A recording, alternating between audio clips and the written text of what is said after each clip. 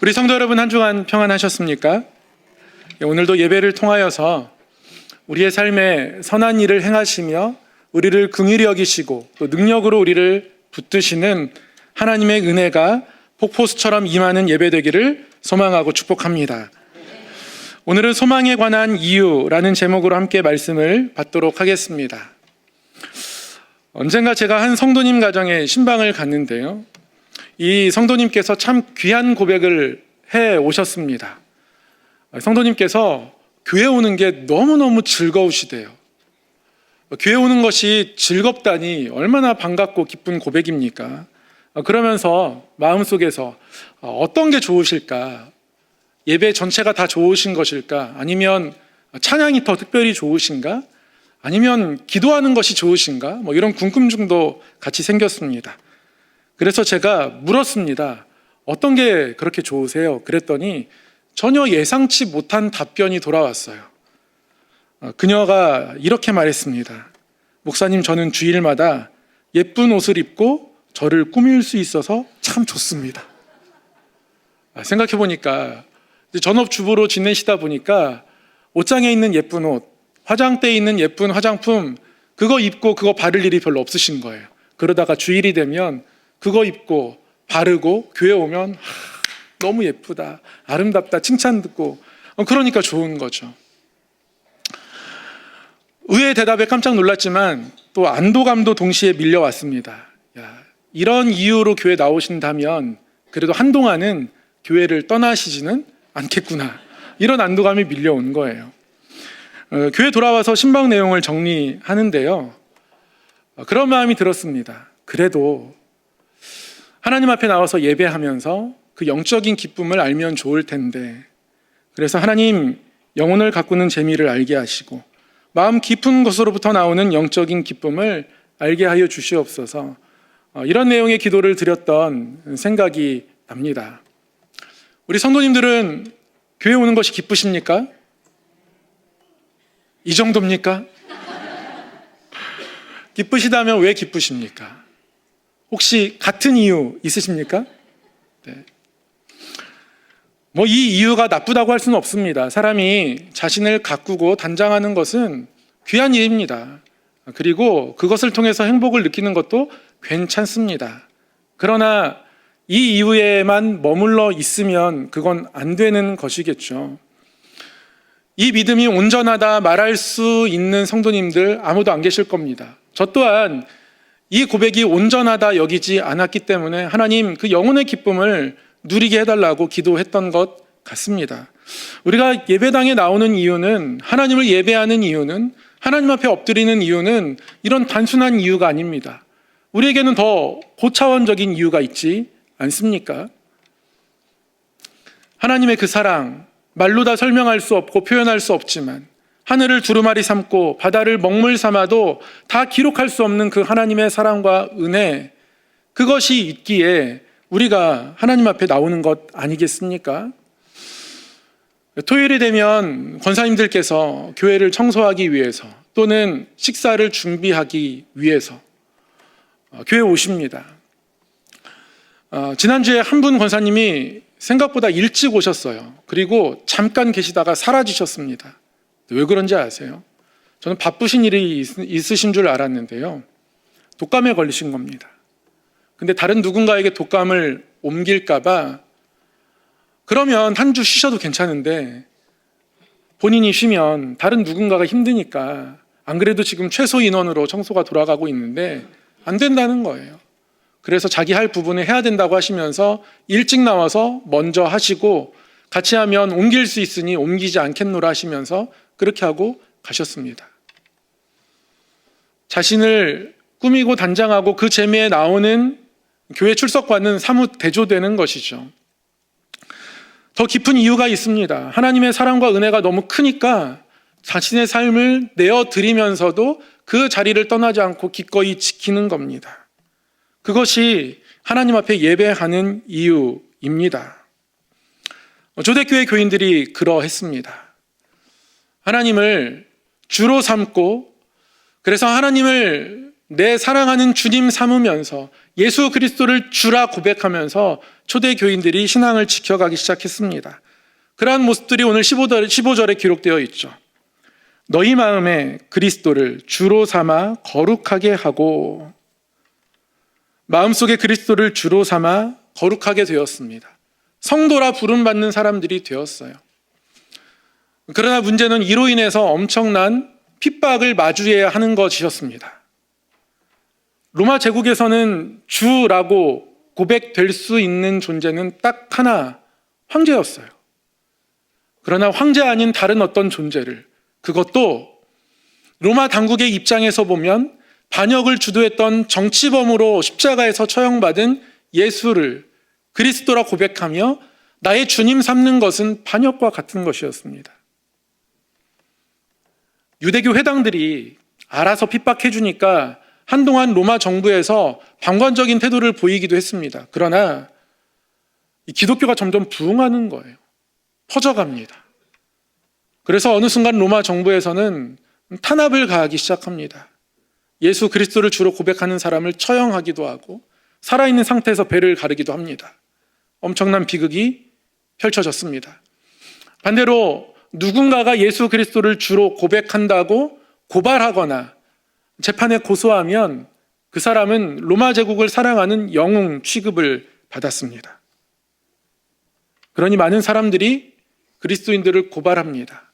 그로 인해 포상금도 받고 상도 받습니다. 로마 관리들의 칭찬도 받습니다. 신임도 삽니다. 점점 예수 그리스도를 주로 고백하고 살아가는 것이 힘들어졌습니다. 그러면 이 이후로는 기독교가 부흥하지 말아야 합니다. 뭔가 위축되어야 해요. 그런데 그렇지 않습니다.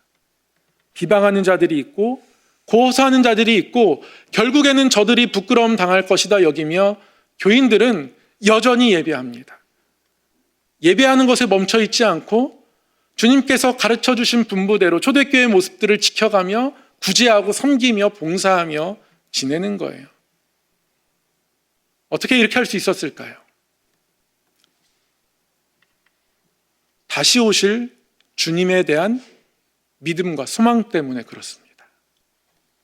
그들이 다시 오실 주님을 바라보는 믿음이 있어서 이것이 가능한 겁니다.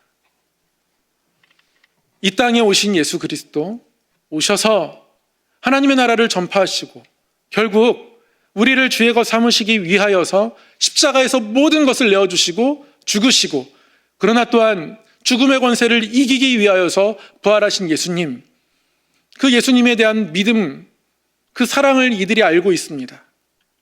그런데 그 예수님이 지금 같이 계시지는 않거든요. 하늘로 올라가셨습니다. 제자들이 홀로 이제는 하나님의 나라를 전파하며 예수님의 그 자리를 대신 감당합니다. 근데 만만치 않은 거예요. 예수님이 안 계신 상태에서 제자들이 어떻게 일을 감당하며 초대교회가 어떻게 버텼겠습니까? 나를 위해서 오셨던 예수님이 다시 오실 것이거든요. 그리고 다시 오시는 예수님 그 이유도 똑같습니다. 처음 예수님이 이 땅에 오셨을 때 우리를 사랑하셔서 오셨듯 우리를 여전히 사랑하시기 때문에 결국 오실 것이라 믿고 있어서 그 믿음과 그 기대, 그 소망 때문에 이들은 예수님을 기다리며 여전히 그리스도인들로 살아갈 수 있었던 겁니다.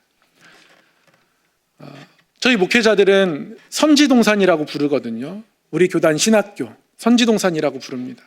이 선지동산 예배당 옆에 가면 삼위일체 탑이라고 있습니다.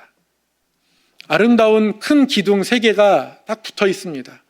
그리고 그 끝이 표적하게 되어 있어서 하늘을 향하고 있는 형상이에요. 하나님 예수 그리스도 성령님이 하나이시다. 그리고 이 삼위일체 하나님께서 우리 삶의 기둥이 되신다. 이런 고백이 그 안에 담겨 있습니다. 맞습니다. 이 신앙의 고백이 우리의 삶을, 우리의 믿음을 지탱하는 기둥과 같습니다.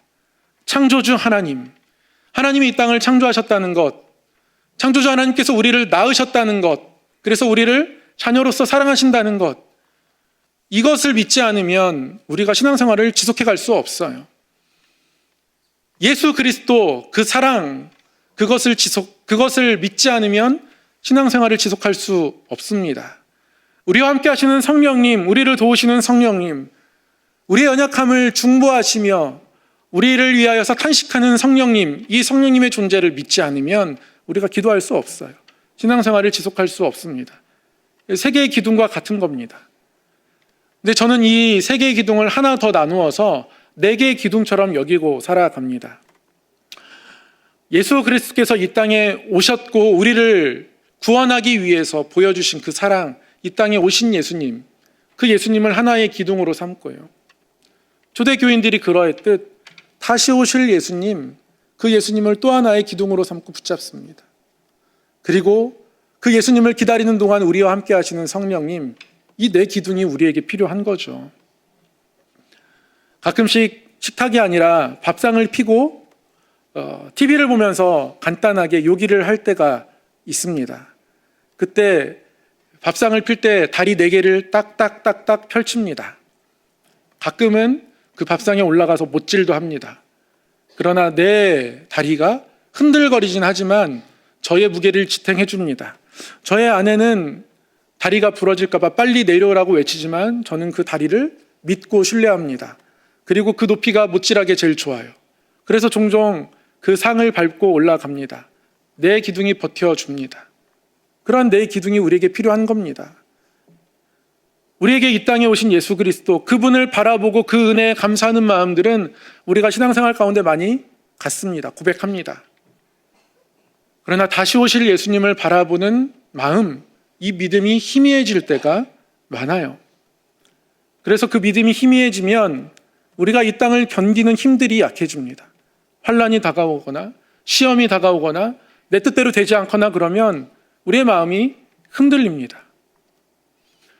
이 수험생들이 열심히 공부를 했는데요, 모의고사가 잘 나오지 않았습니다. 그러면 다시 열심히 공부하는 것이 조금 힘들어집니다. 지금의 결과가 좋지 않으면 내가 지금까지 쌓았던 것이 잘못한 건가? 왜 이러지? 생각이 많아지게 되고요. 다시 열심히 공부하는 것이 힘들어집니다. 열심히 정성껏 요리를 하고 밥상을 차렸는데 먹는 사람이 맛없게 먹잖아요. 그러면 다시 요리하기가 싫어집니다. 다시는 안 해. 이런 마음이 들더라는 거죠. 왜 그렇습니까? 지금의 내 뜻과 다른 반응, 이 어려움이 지금까지의 나의 걸음을 조금 더디게 만드는 겁니다. 쉽지 않게 만드는 거예요. 그런 모습들이 우리 가운데 찾아옵니다. 그러나 초대교인들은 그들의 삶의 자리에서 믿음을 끝까지 지켜내었습니다. 그래서 예수 그리스도를 주로 삼아 거룩하게 된 그들, 이 초대교회 성도들은요, 그 믿음의 결과로 그들 안에 늘 소망이 있었습니다. 소망이 어느 정도로 있었냐면 그들의 삶의 환경에 흔들리지 않아서 믿지 않는 누군가가 너희들의 소망의 이유가 도대체 무엇이냐 물을 만큼 핍박해도 예배하고 재판하고 고소해도 여전히 구제하고 선교하고 하나님의 사랑을 나누는 그들, 그러면서 그들은 예수 그리스도 오심을 기다립니다. 너희들의 소망이 무엇이냐? 그들에게 세상 사람들이 물을 만큼 그들의 믿음은 굳건했습니다. 이들이 다시 오실 주님을 기다리는 믿음과 마음이 있었기 때문에 예수님이 우리를 떠나는 것으로 우리만 남겨진 것이 아니라 다시 오실 예수님을 기다리고 예수님이 우리에게 사랑으로 갚아주신 것, 그것을 성령님이 오늘 이 시간도 우리와 동행하시며 그것을 깨달아 알게 하시기 때문에 여전히 믿음을 포기하지 않고 그 믿음의 길을 걸어가고 있는 겁니다. 그래서 오늘 말씀은 그런 소망의 이유를 묻는 자에게 대답할 것을 준비하라고 하시면서 선한 양심을 가지라 합니다. 결국 선한 양심을 통하여서 그들이 끊임없이 하나님을 바라본 겁니다. 선한 양심이 무엇일까요? 우리가 가지고 있는 일반적인 도덕적 양심들이 다 있습니다. 그렇죠? 도덕적 양심이 뭐죠? 우리가 사회 규범을 따라 행동하도록 돕는 어떤 마음입니다. 사회 규범에서 벗어났을 때 알람처럼 이 양심이 울립니다. 여기에 쓰레기 버리면 안 돼. 여기에 침 뱉으면 안 돼. 여기로 건너가면 안 돼. 양심의 소리를 울립니다. 그러면 그 양심을 따라 행동하게 되죠. 과거에 비해 우리나라는 이런 도덕적 양심이 꽤나 발전한 것 같습니다. 예전에는요, 이렇게 공공규칙을 잘 지키지 않았다고 해요. 93년도에 대전에서 엑스포 할 때요, 새치기 하는 사람들이 너무 많아서 굉장히 힘들었다고 합니다. 혹시 우리 성도님들 이경규가 간다라는 코너 기억하십니까? 양심냉장고 맞습니다. 제가 어제 양심하다 보니까 그게 생각나가지고 그 첫 회를 찾아보니까요, 새벽 4시에 횡단보도 앞에 빨간 신호등 대부분의 차들이 그냥 지나가는 거예요. 그런데 한 운전자가 섰습니다. 티코를 탄 어떤 운전자가 횡단보도 앞에 정지선을 지켜 멈춰 섰습니다. 어떤 차들은 잠시 멈췄다가 빨간불이 파란불로 바뀌기 전에 먼저 출발하는 차들도 있어서 이경구와 스태프들은 숨죽이며 지켜보죠. 끝까지 출발하지 않고 파란불로 바뀔 때까지 기다렸다 출발했으면 좋겠다. 그런데 그 티코를 운전하시던 그분이 정말 그렇게 합니다. 파란불이 켜지고 달려가는 순간 이경규와 스태프들이 달려가서 차를 세우고서는 그 운전자를 인터뷰하죠. 몸이 불편한 한 장애인 분께서 운전하고 계셨습니다. 왜 지켰냐고 물어보니까 어눌한 말투로 지켜야 하니까 지켰다 합니다. 양심을 따라 지킨 거죠. 오죽이나 양심을 지키는 사람들이 없었으면 그때의 선물, 냉장고를 양심 냉장고라고 했습니다. 저도 그 프로를 보면서 양심에 대한 반성을 많이 했던 것 같아요. 그래서 저희 부모님이 시골에 목회하러 가셔서 조금 외로움 가운데 키우셨던 강아지가 있었는데요. 그 강아지의 이름을 저와 제 동생이 양심이라고 지어줬습니다. 대한민국 모든 개의 양심을 대표한다. 그래서 그때는 그런 얘기했습니다. 대한민국 양심을 대표하고 사람들의 의식 수준이 양심이 이 개보다 나아져야지, 뭐 이런 얘기를 하면서 양심이라고 강아지 이름을 지었던 생각이 납니다. 그만큼이나 그때는 양심이 사람들 사이에서 중요하게 여겨지지 않았던 것 같아요. 근데 지금은 그렇지 않습니다. 우리나라 사람들의 도덕 수준이, 이런 사회 규범을 지키는 양심의 수준이 굉장히 높다 합니다. 뭐 유럽, 미국을 가도요, 우리나라 사람들처럼 줄 잘 서고요, 횡단보도 신호 잘 지켜서 건너고 그러지 않다고 해요. 제가 가보지는 않았지만 많이 다녀보신 분들 얘기가 한결같이 그러시더라고요. 우리나라는 도덕적 양심이 많이 좋아진 겁니다. 그러나 문제는 선한 양심입니다. 도덕적 양심이 사회 규범으로부터 우리가 멀어졌을 때 우리 마음에서 울리는 일종의 알람과 같은 거라면, 선한 양심은 우리가 하나님으로부터 멀어졌을 때 우리 마음 가운데, 우리 영혼 가운데 울리는 알람 소리와 같은 겁니다. 내가 기도해야지, 내가 예배해야지, 내가 이렇게 분별해야지. 우리 마음이 영이 하나님께 가까이 나아가도록 돕는 이 알람 소리들이 우리에게 있는 것입니다. 그러나 환난과 어려움을 만나면 이 알람이 약해질 수 있어요. 이렇게 잘 믿었는데, 이렇게 열심히 믿고 기도했는데 하나님 왜 우리 자녀들을 이런 모습으로, 왜 우리 가정을 이렇게, 하나님 앞에 맡기는 마음으로 아침에 출근하자마자 기도하며 일터를 경영했는데 왜 이런 어려움이 이렇게 나를 찾아오는지, 이런 순간을 만나면 더 기도해야지, 하나님의 뜻이 있을 거야, 이런 마음들이 들면 참 좋겠지만 오히려 신앙의 회의가 들고 마음이 무너지기도 하고 여러 가지 생각들이 많아지고, 열심히 공부했다 시험, 모의고사 시험 망친 학생처럼, 열심히 밥을 차렸는데 맛있게 먹지 않아서 마음이 닫혀지는 그런 한 사람의 마음처럼 우리 신앙의 마음이 그럴 때가 있더라는 것이죠. 고난이 찾아올 때 또는 세상의 이익 앞에서 흔들리기도 합니다. 초대교회 교인들도 그런 사람들이 있긴 있었습니다. 고난 앞에서 흔들리고 로마 정부의 회유 앞에서 흔들리고,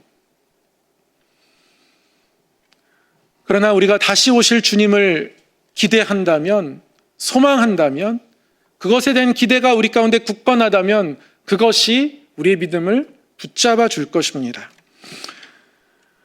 교육심리학 용어 중에서 피그말리온 효과라는 말이 있습니다. 사전에 정의하기는 교사가 학생들에게 잘할 것이다, 이 학생들이 뛰어난 학생이다 라고 기대하면 교사의 기대를 따라 학습자들의 학습 능력이 향상된다, 이런 뜻입니다. 어느 교사에게 무작위로 아이들을 모아서 가르치게 만들고서는 교사에게는 이 아이들은 IQ도 좋고 우리 학교에서 공부 잘하는 애들입니다 라고 가르쳐 줬더니 교사가 그 이야기를 듣고는 기대가 높아져서 더 열심히 가르치고, 그런데 공부 못하는 아이들까지도 학습 능력이 향상됐다 하죠. 거기에서 나온 말이 피그말리온 효과인데요, 저 피그말리온은 사실 그리스 신화에 나오는 한 조각가의 이름입니다. 이솝우화도 그렇고요, 그리스 신화도 그렇고 인간의 어떤 우둔함이나 탐욕의 마음들을 교훈하는데 굉장히 중요한 어떤 의미를 주는 이야기들일 텐데요, 그 그리스 신화 중에 피그말리온 이야기가 있습니다. 이 조각가가 한 여인을 예쁘게 조각했습니다. 너무 예쁜 거예요. 그러다가 이 여인을 사랑하게 되었습니다. 사랑에 빠졌습니다. 근데 문제는 자신의 마음은 변함이 없는데 이 조각 여인이 움직이지 않는 거죠. 이 여인이 움직였으면 좋겠다, 사람이 되었으면 좋겠다, 이런 마음이 계속 있는 겁니다. 그래서 어느 축제날, 이 축제날에는 사랑의 여신 아프로디테가 가장 기쁘다고 하니까 빈 겁니다. 내가 이 여인을 이렇게 사랑하고 늘 이렇게 입 맞추고 품어왔는데 조각이어서 너무 마음이 힘듭니다. 살아있는 사람이 되었으면 좋겠습니다.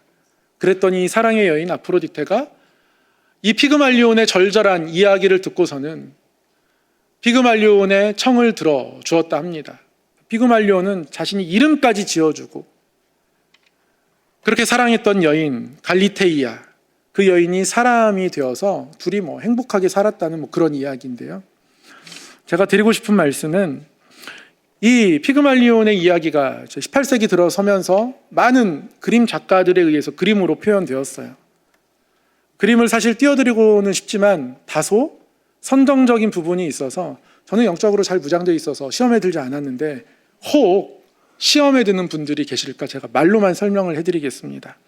여러 그림들이 있는데요, 제가 설명해 드릴 그림은 프랑스 화가 제롬이 18세기에 그렸던 작품이고요, 지금은 뉴욕 메트로폴리탄 박물관에 소장되어 있는 그림입니다.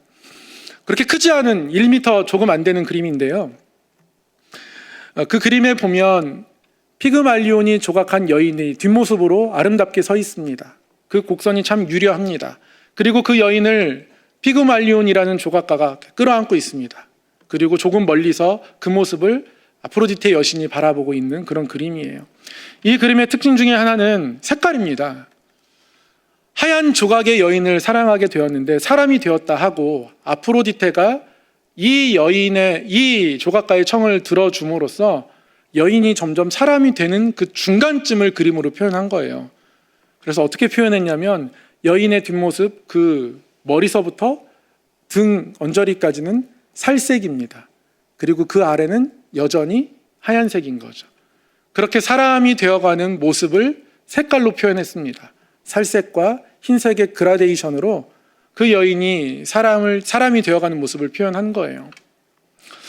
근데 제가 그 미술 그림을 보면서 반대일 수도 있겠다는 생각이 들더라고요. 거꾸로 보니까 저게 조각이 사람이 되어가는 것 같기도 한데 반대로 사람이 조각이 되어가는 것 같다라는 느낌도 드는 거예요. 그러면서 우리의 삶을 돌아보게 되었습니다. 우리의 선한 양심이 초대교회 때는 살아 있었는데 이 시대에는 조각처럼 되어가고 있는 것 아닐까? 죽어가고 있는 것 아닐까? 또 다른 피그말리온 효과 아래서 빠져나오지 못하고 있는 것은 아닐까? 그런 마음이, 그런 생각이 들었습니다. 그도 그럴 것이 많은 교회들이, 성도들이 모이지 않아 예배를 줄여가기 시작합니다. 기도는 그냥 개인적인 자리에서 하는 것이고요. 자신의 일상이 바빠서 여러 가지 이유로 하나님을 찾는 갈급함을 잃어버리는 것 같습니다. 예수님께서 다시 오실 것을 믿으면 그렇게 하지 못할 텐데 그 믿음이 약해져 가고 있는 거죠.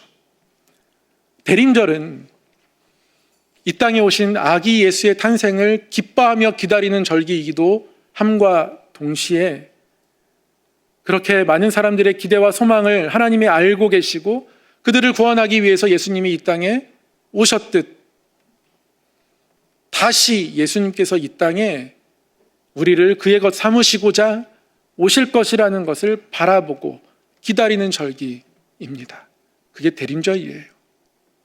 이 대림절을 보내면서 기쁨으로 성탄을 준비하고, 성탄절은 세일도 많이 하고 갈 곳도 많고 예쁜 곳도 많고 가서 사진 찍을 것도 많고, 이런 생각이 우리의 중심에 있다면 예쁜 옷 입고 예쁘게 가꾸고 그렇게 교회 오는 것이 재밌다라는 수준에 멈춰있는 그 상태로 우리가 후퇴한 것일 수 있습니다. 대림절에 우리가 진짜 하나님 앞에 품어야 하는 마음은, 그의 오심을 기다린다면 우리가 품어야 하는 마음은 바로 살아있는 선한 양심입니다. 하나님이 이 말씀을 통해서 우리에게 묻고 계신 거예요. 너의 선한 양심은 살아있느냐? 너의 선한 양심이 조각처럼 되어가는 것 아니냐? 너의 거룩함이 너의 삶에 살아있느냐? 저와 여러분에게 묻고 계신 겁니다. 우리 성도 여러분, 하나님이 우리에게 주신 양심의 소리가 있습니다. 선한 양심이 있습니다.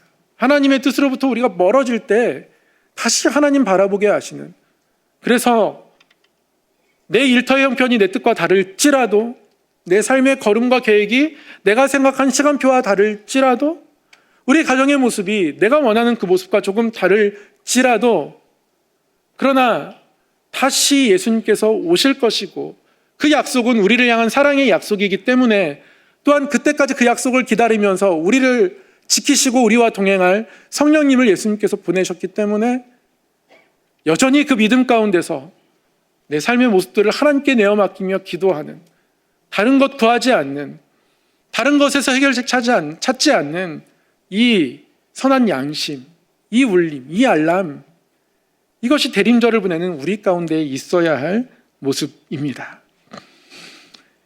이 선한 양심을 가지고 살아가며 대림절을 하나님의 은혜 충만함 가운데서 보내시는 우리 성함의 성도님들 되시길 소망하고 축복합니다. 기도하겠습니다. 사랑의 하나님 아버지, 우리를 위하여 예수 그리스도를 이 땅에 보내시고 여전히 우리를 사랑하셔서 예수 그리스도께서 다시 오시겠다 약속하게 하셨으니, 하나님 이 땅을 살아가는 동안 선한 양심을 지키며 하나님의 뜻 안에 머물며 이 땅을 거룩한 성도로 살아갈 수 있도록 인도하여 주시옵소서. 그 누군가가 우리에게 너희가 가지고 있는 소망의 이유를 물을 만큼 우리의 소망이 굳건하게 하여 주시옵소서. 예수님의 이름으로 기도드립니다. 아멘.